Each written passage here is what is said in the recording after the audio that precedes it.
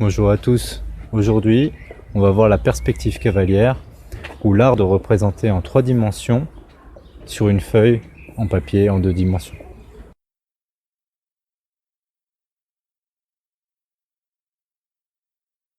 Voyons donc ensemble sans plus tarder les règles de la perspective cavalière. Je vous ai représenté ci-dessous un parallélépipède rectangle et on va voir les règles pour le tracer. Donc la première règle, c'est que les faces de devant et de derrière sont en vraie proportion. Là, pour ce parallélépipède, vous remarquez qu'ils ont exactement la même taille. Et on a des angles droits, ce sont des rectangles, c'est normal. Par contre, les latérales, elles, sont déformées. On voit qu'elles ont un angle de 30 à 45 degrés. Et puis, elles ont une taille plus petite que leur vraie taille. Donc ça, c'est une des règles à connaître pour la perspective cavalière. On va mettre un angle pour les faces latérales, elles seront déformées. Dans la réalité, ces faces sont des rectangles.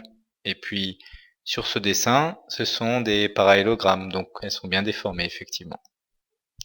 Enfin, la dernière règle, c'est que les arêtes invisibles sont en pointillés. Ici, elles apparaissent en rouge. Elles sont derrière, on ne les voit pas, donc on les représente en pointillés. Voilà, maintenant qu'on a vu les règles, et que vous devez connaître bien sûr, vous allez tracer ce parallélépipède rectangle et je vais vous donner une bonne méthode pour le faire.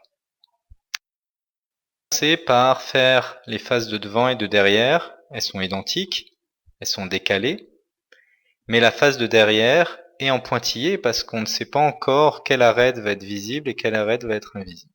Première étape. Voilà, vous mettez pause et vous remettez la vidéo dès que vous avez fini ça.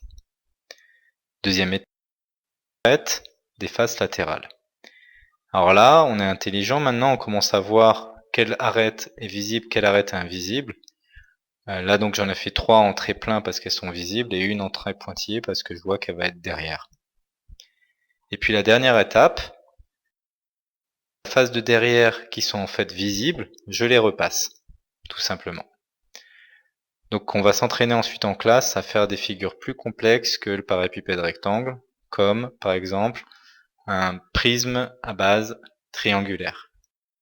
On va s'entraîner en classe, mais si jamais vous avez des questions, n'hésitez pas à me les poser et surtout n'oubliez pas d'allumer vos cerveaux.